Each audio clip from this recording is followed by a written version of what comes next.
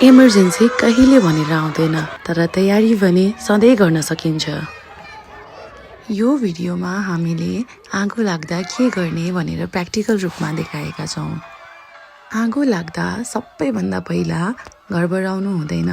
यदि ग्यास रेगुलेटरको पाइपबाट आगो लाग्यो भने पहिले ग्यास बन्द गर्ने अनि सुरक्षित तरिकाले आगो नियन्त्रणमा ल्याउने।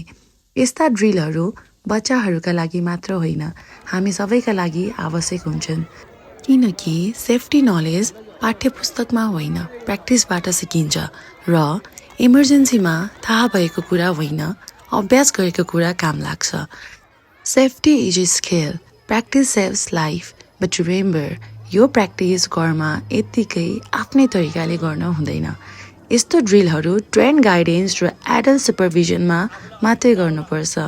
बच्चाहरूलाई प्र्याक्टिसभन्दा पहिला अवेरनेस सिकाउनु सबैभन्दा जरुरी हुन्छ, because safety means responsibility, not risk. Thank you for watching.